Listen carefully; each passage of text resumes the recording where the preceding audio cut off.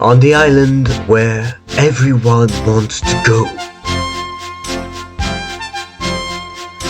where engines roll around to and fro.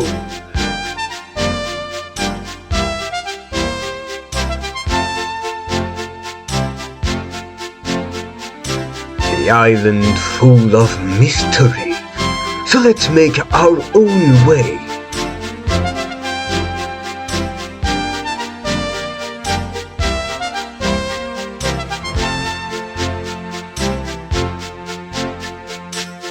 Working on the greatest line, the Northwestern Railway.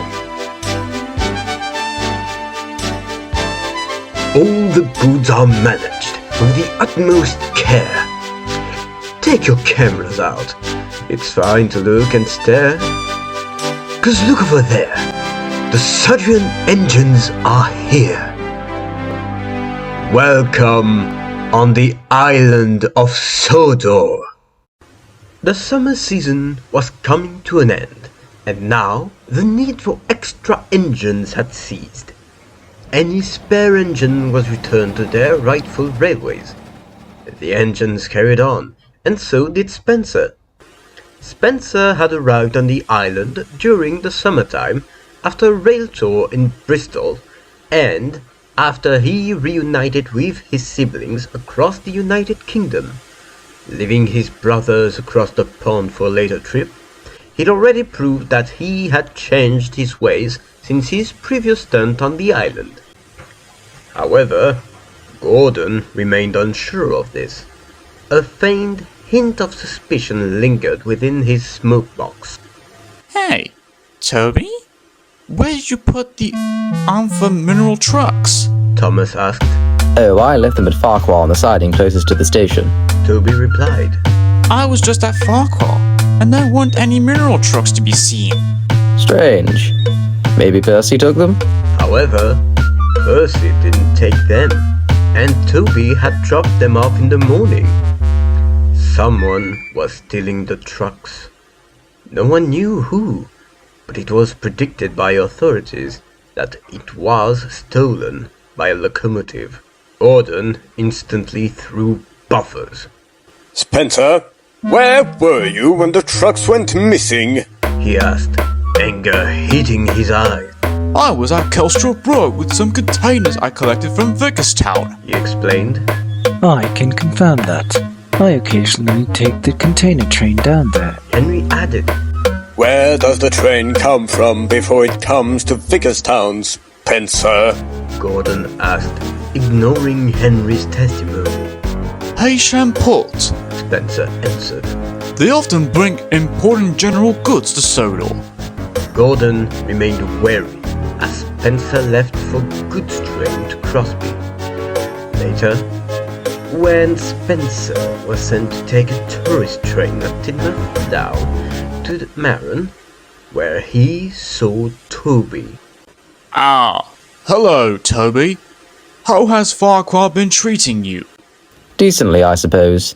I'm due to take a train from Arsdale down to Wellsbridge. Toby replied. Away from your beloved branch line. Spencer asked.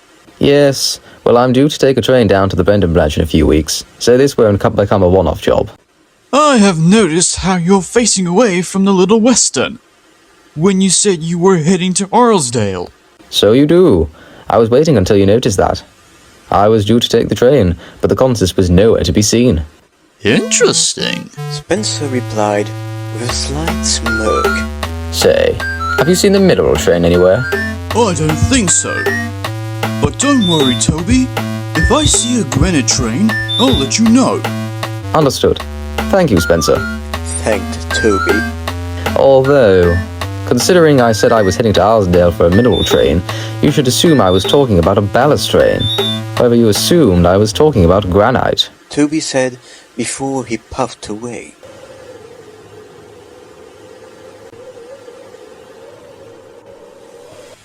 Didn't you hear?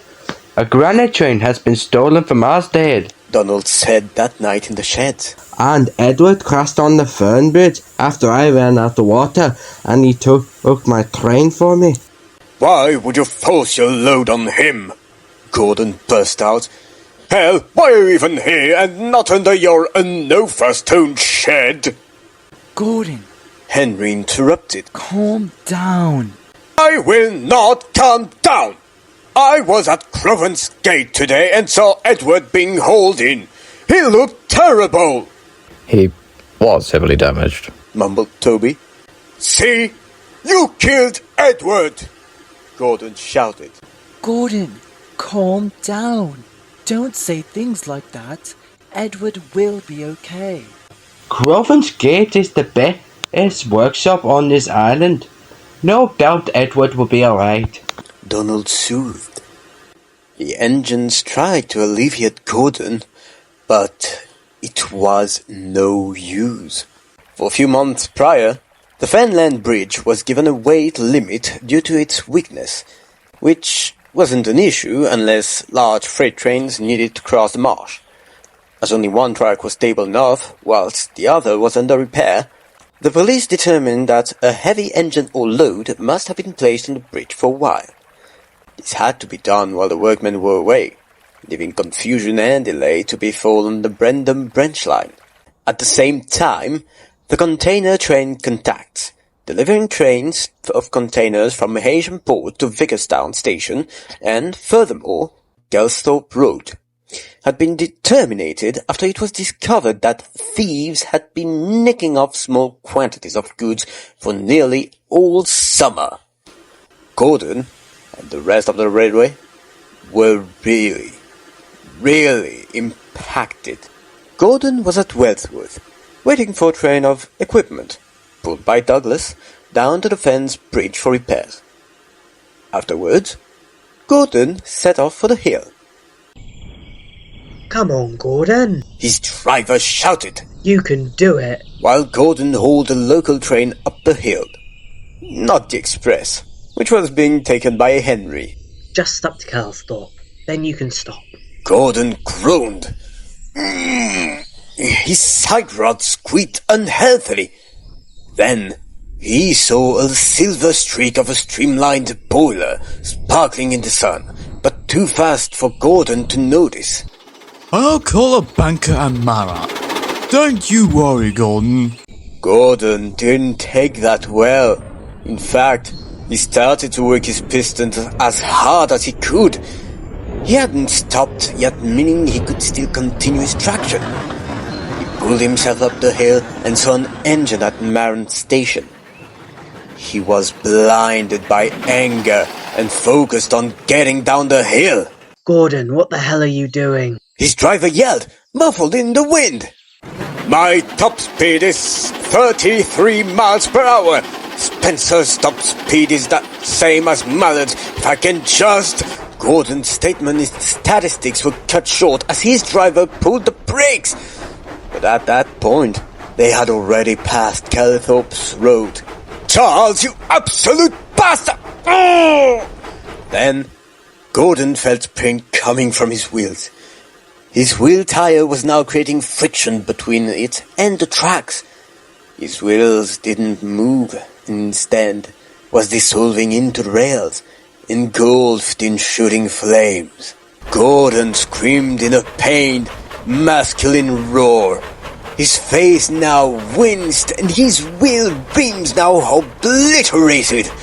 His driver pulled the brakes off in panic, causing Gordon's wheels to continue, hitting the flat end each rotation and causing him to shake violently. Then suddenly, he lost sight of the engine he was chasing, now mixing into his blurred vision.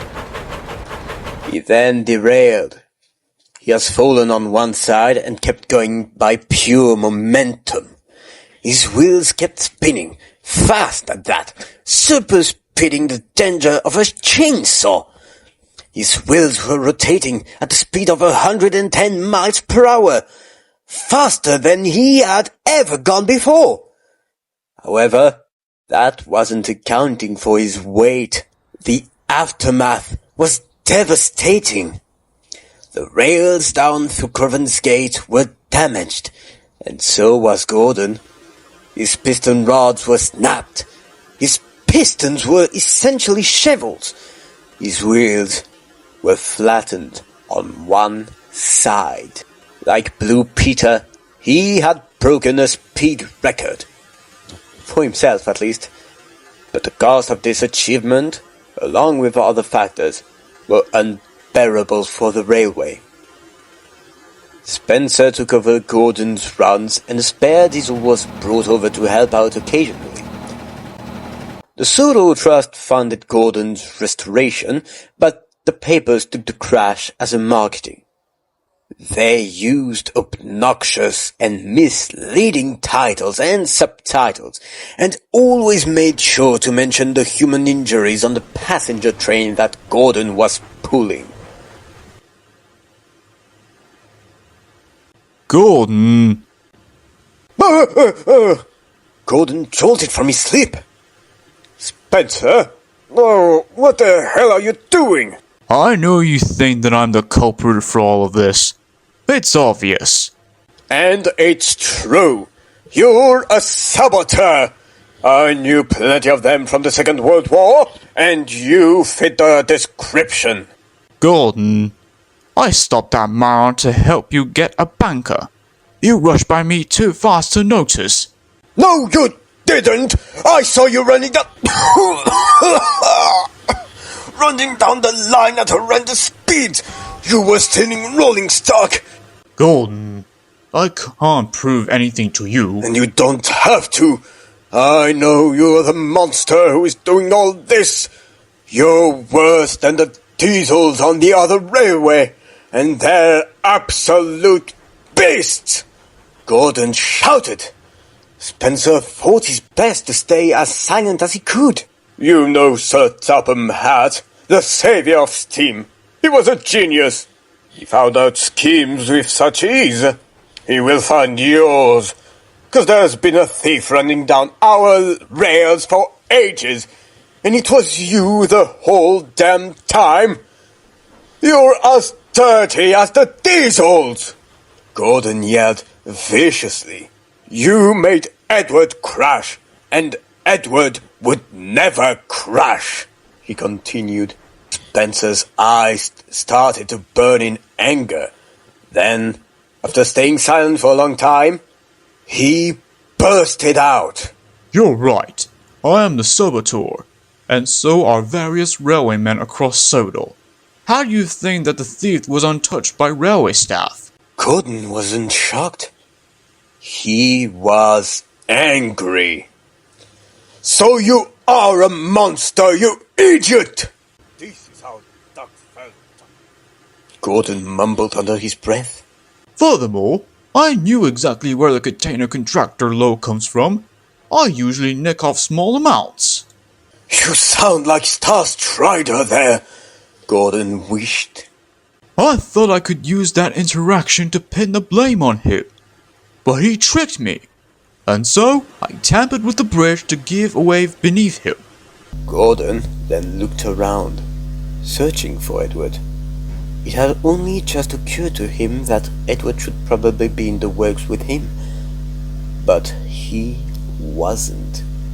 And there wasn't any workman either. Hold on. You lied about calling for banker? He asked. I rarely lie. Spencer replied, smugly. I did call for a banker. And I didn't steal a load today, either. It's purely your fault that you're now stuck here. I'll kill you for what you've done. Go on then. Come at me. Spencer replied simply. Gordon tried to move, but he couldn't. He was too far damaged even with the repairs. Someday, you too will fall, he said calmly and darkly. Perhaps. But you should have died at the end of your experiment runs. He said coldly before backing away from Gordon. Gordon's eyes started to blur once more, and this time he processed the fact his visibility had lowered. Then he heard and felt himself being repaired. He woke up slowly, unsure if what he saw last night was real or dream. Either way, he remembered it vividly. although the prospect of the fact that he was dreaming made sense. Edward should have been across from him in the works, and there should have been more tools and equipment scattered everywhere. Either way, he kept his suspicions deep within his heart. I wonder if Gordon was right. Don't you?